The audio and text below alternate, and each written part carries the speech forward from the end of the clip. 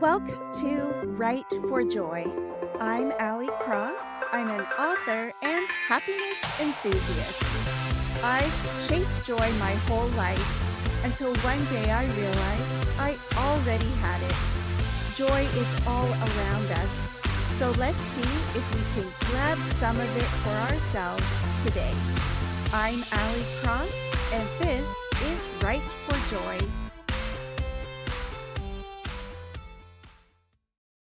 Hi, everyone.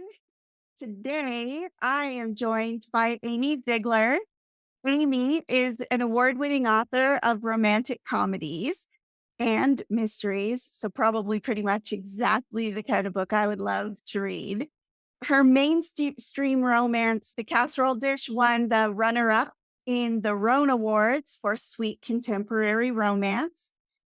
Her stories are packed with humor and charm and heart. Again, I'm just loving this.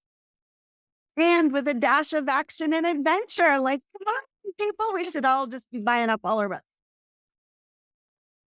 Also, a neat little sidebar is that Amey narrates all of her audiobooks, which I super respect. Amy's got a lovely voice. No, she gets to do that, though. It's not just for any old person. She has been trained in theater through university. So this is not for the faint of heart. So good job, Amy. And when she's not writing, I love that she said she's teasing her 3 kids. I think that was the default in our family the whole time, was even when there was trouble, the first thing was to go to some laughter in our family. And I honestly think that was really beneficial for our kids. There was, I agree. anyways, so I thought that was really fun that you put that in there. And I'm also super curious about, she said she is globe-trotting with her husband, of course, doing book research. I mean, let's not tell the tax man, if they also enjoy themselves. I have already become an Amey fan. We have been sort of wrote in the same circles, but never had the chance to meet before. I'm really excited to check out her books and to have this chat with her. So, Amey, why don't you tell us a little bit about yourself or books that maybe go a little bit beyond what I just shared? Okay. Well, first of all, I do find that when I'm in a stressful situation, as long as I'm not like minimizing people's feelings or, making light of a situation, I feel like bringing humor into something really does lighten the mood. There's only been a couple of times where it's backfired and it's been bad, but most of the time, I'll just bring a little humor into it. I can disarm my teenagers. I can bring a little levity to the situation when I'm stressed. And that has always been kind of like my hallmark. And I decided to bring that to my books. So I do write action adventure romantic comedies. What does that mean?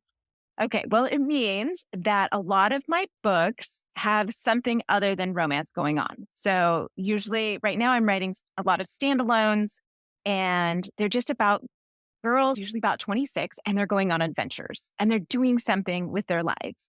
Let me give you an example. So I wrote this book. It was called Summer of Sundays, and it was a novella, and it was about an ice cream shop. And I was like, oh, well, not only is this ice cream shop in Seward, Alaska, which is a place that I used to spend my summers because my dad was an avid fisherman and we lived up in Alaska, but she's going to be deathly afraid of like getting in the boats in the water. And then she's going to have to overcome that fear. And she's going to have to like go out on Resurrection Bay in a storm and go rescue her friends, right? Like that's part of my story.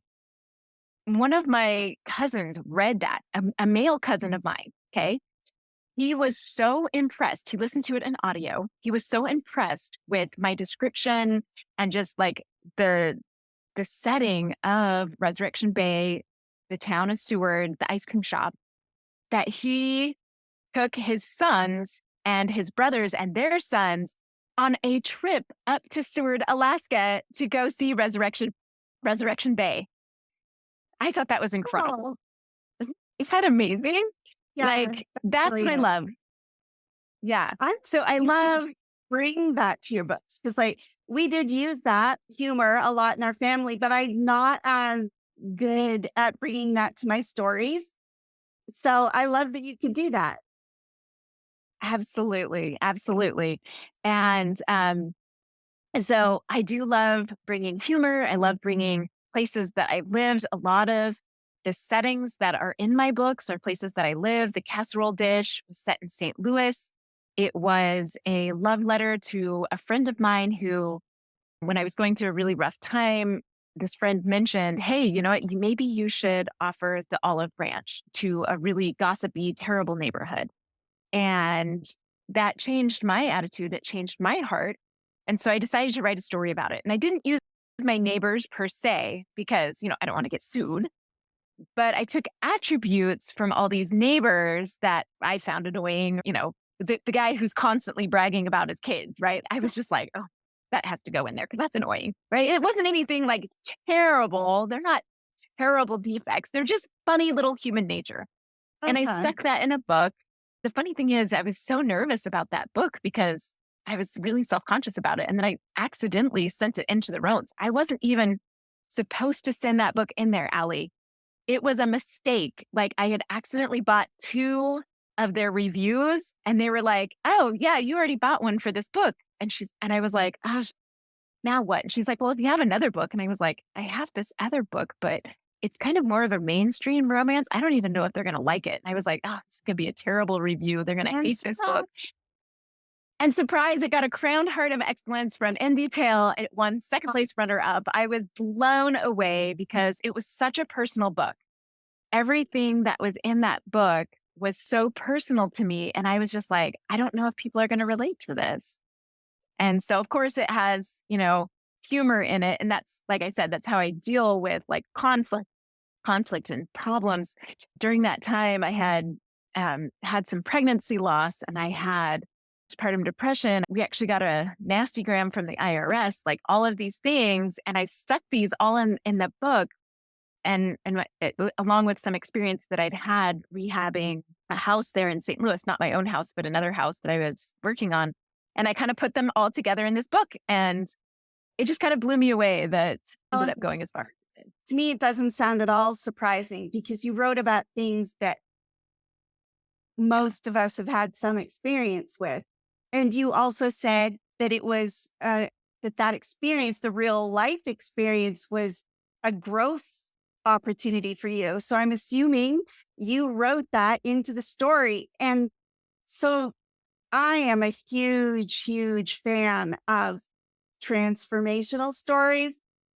At Mhm. recent conferences, I've heard a lot, like people are starting to talk about non transformational stories. And I'm like, I think I am not a fan of that topic. And I am shocked and surprised when anybody wants to talk about it. Or write a I book like that. don't know why I would love a book like that because I'm all about resonance, like creating something that readers feel. And Mhm. part of our job, I think, as writers is not just to entertain, but to, and this is going to sound highbrow, and I don't mean it that way. It's just that entertainment forever has always been about allowing us to learn and grow in like non-personal ways. If we're not ready, we just enjoy the story or whatever. And if we are ready, then the character's journey resonates so hard and we can Mhm. actually become better people for reading that book. And don't know why you wouldn't want that chance to help someone or whatever. I don't know. So, Absolutely. I just did oh, another I love, podcast and they were talking about that, Mhm. about that transformation and how, as authors, as an author, I want my readers to feel something like joy, like we talked about earlier before the podcast, but sorrow and these are human qualities. And what I love about this is that my humanness is connecting with the reader's humanness. And exactly. these shared experiences bring us And if together. you write And we someone have who's had a miscarriage and you write it Mhm. in a way that is real, because Mhm. you have experienced it and you're sharing it in a real way, then someone else, they feel immediately that connection with you because that the reader will know, oh, she knows what this Yep. is. Just been there. So, Absolutely. back to how to describe your stories. I was totally Mhm. picturing Sandra Bullock's The Lost City. Like, is that the Yeah. kind of Yeah, I do are? have some of those as well. Like, so my mysteries are all so crazy Baker's Dozen is like a globe-trotting extravaganza. They're also globe-trotting. Like, they just go all over the place, and what that's one of the reasons I do love to travel. Like, you mentioned the Pause globe-trotting. for a second. You're wearing. So part of the things with my globetrotting is I'm always inspired by the cultures that I visit and the people that I meet. Even traveling within the United States, I've been to Canada a few times, Europe a few times. I just got back from a trip to Asia. Like all of these settings inspire my writing. And I guess one of the things that I think is hard for me as a writer is I put a lot of myself into my writing. Like a lot of my stories are extremely personal and they have some kind of connection to my life, almost all of those stories. So it takes me a little bit longer to write them. I can only do maybe 4 books a year, but what you'll get is an You're no immersive slouch. Like, experience. I mean, I don't know why you feel Well, like some of you my have to friends, apologize. That's well, it's plenty. like, oh my I gosh, like know. I have some friends that they were just like, well, I put out, 10 books last year. And I was like, that's almost a freaking book a month. What are you doing? I Yeah. can't do that. I've got a life. I've got teenagers. And So you're writing with your whole heart. And like mhm, you were saying, I think that it's takes more out of you because you can't just toss off a story like I think you're so. you're reaching deep for feelings and stuff. Right. And so that Right. takes time, I think. And yeah, I think that comes back to my theater training is that we were like trying to communicate emotion and trying to draw an audience in so much that that's really what I try to do with my writing. So, Oh, but I that's am wonderful. I can't really wait to read them. So tell me how you would define joy. I just feel like everything about you is if joy was a visual something, like you would just be sparking joy. Bing, bing, bing. Alrighty then. Well, we had a little technical difficulties with Amy last time, so we're back again. Or else we just had a quick costume change. Whatever works for you. This is a kind of theater after all. So who knows? But when we were chatting last time, it was so fun. Amy is amazing, isn't she? I really enjoyed talking with her. And we've been texting since and stuff like she is now my friend and she can never get rid of me. So, um, that's awesome.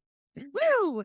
But I did not get to ask the pivotal question, which was where do you, Amy, find joy in your writing?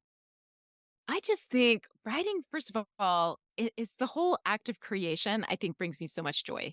Like what we're doing as writers is we're actually creating something that did not exist. Like it didn't exist. The only place it existed was in our head and it's a story. And from there we take it, we put words to it and we describe it. And then after that, then we either have a publisher or we self-publish it ourselves. And then we have a physical object that we can hold in our hands and we can share with other people, which I just think is incredible. It is such a beautiful thing.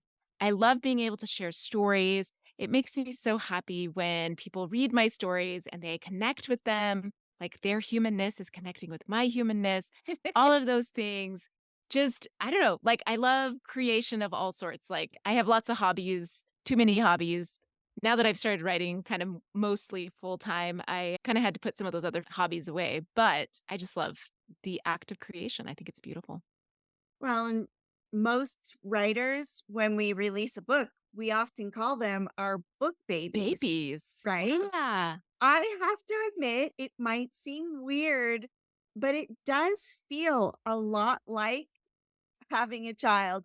and sending them out into the world. Like you've raised your child up as best you can, and then you hope that they do well out in the wide world, right? And isn't And that a lot like what we've done just in this encapsulated book? I think so, because, like, for me, for my process, I, like, incubate for a long time, like, think of ideas because my books are so personal, because they have so much of me in them, I incubate for a long time, I think about ideas and quotes and just, like, nuggets of wisdom that I wanna put in my books, and it's kind of like the same thing, like, we carry a child for 9 months. It doesn't take me 9 months to write a book now, thankfully. At the beginning, I was a lot slower.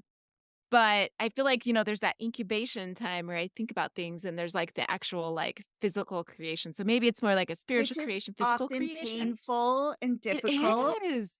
And it's like a lot of times I cry and it's not out of frustration. It's just because you're creating something so beautiful and you're like, wow, I'm really touched and caught up in this moment. Right. And sometimes it's painful just because it's hard, like, writing is hard, like, if you think writing is easy, I wanna know your secret is because, man, every time I sit down to write a book, I'm like, "I don't know how to do this. I do this before," A like, a lot weird of phenomenon. times. I I feel that way too. It's like I'm staring at a blank page and I'm like a noob all over again. Yes. How do I turn this blank page into an 80,000 word book? How? Oh, that Absolutely. panic sets in. It's crazy. Absolutely. So there's And all you, those things. Mhm, go yeah, ahead. and you do send your book out into the world and then you Absolutely. wait with bated breath, Absolutely. hoping that someone, preferably many Lots someones, of people. that someone will, you said, their humanness will recognize your humanness and they will feel. And that's what we talked a lot about in our previous portion of this Section. was the importance of being real in our books. And because if that's not the case for all authors, but Amy and I Right. both write the same way. Like Absolutely. I am very present in my books. Like if you Yep. knew me and you read my books, you would recognize me in Absolutely. them, which I don't know if that's bad or good. It's the way I write. It's the way that feels. So it does make it very personal and Mhm. therefore how the book does feels very personal. It is, it can be. Yeah. And we're not supposed to I like know, take it distance ourselves personal. from the work, right? Right. Distance yourself, but I think because you and I, as artists, we put so much into our books, then when somebody criticizes it or rejects it or, the bad reviews, then it seems a lot more personal.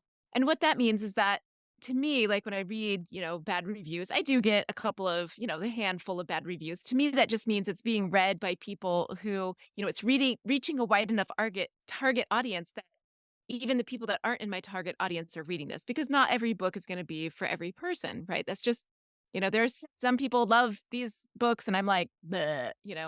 And so to me, I think it's actually a great compliment when you get bad reviews. That's how I try to look at it. I'm like, somebody who's outside of my target audience actually found my book. They didn't like it, but they And the description and cover must have been enticing, which yeah, it is must have been awesome. something. Right. Yeah. And I just So realized, I just thought I love analogies. That's my brain works in analogies and it's absolutely. how I personally learn. I do have a hard time learning sometimes. But I just thought like with our children, if they went out and played in the playground and they met someone and they tried so hard to be their friend, but that person just did not like Doesn't them, want to be. we would say, that's okay. You will find friends who love you. That friend just isn't for you, Right. and you aren't for Absolutely. them.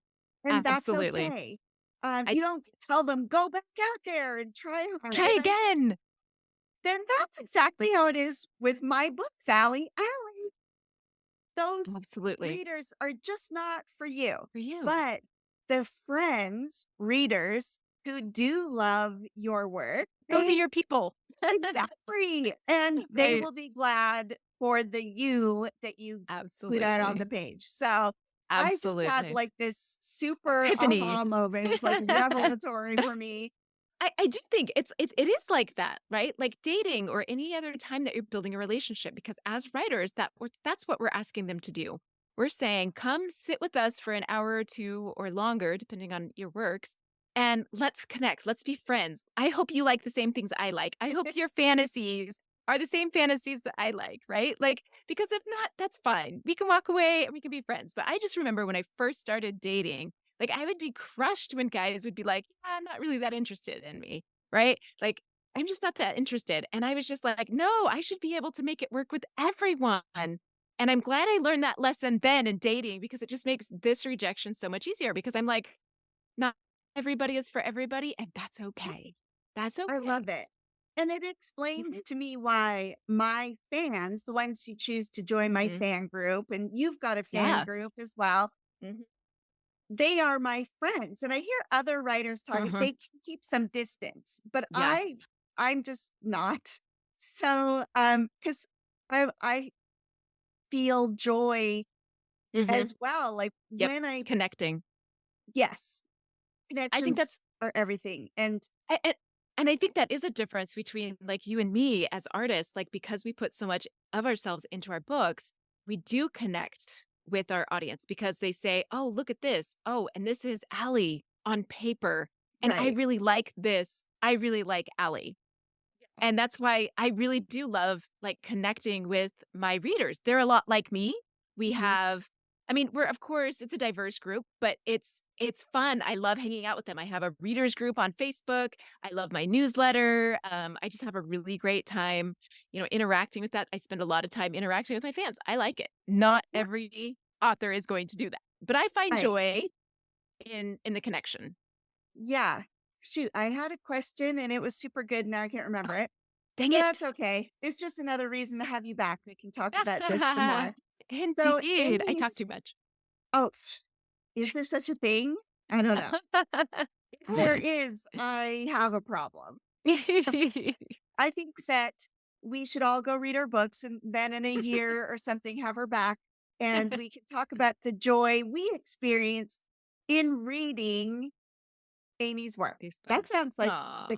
that sounds like an awesome book club. We should Doesn't have a it? That book sounds so club, fun. joy in reading or whatever, and we read and just talk about the joy we find in the books we read. Oh, that's a great idea. That's a I see marketable an idea. excuse. That would be awesome. That'd be Amy, amazing. thanks so much for taking the time to come back and chat with me again. Yes. I know you're super busy. She's got so much going on, which is wonderful because the world needs more of Amy. Oh, So, thank you, Ellie. well, I'll let you get back to your busy day. Thank you again for sharing your Thank you so wisdom much. and your perspective. You are amazing.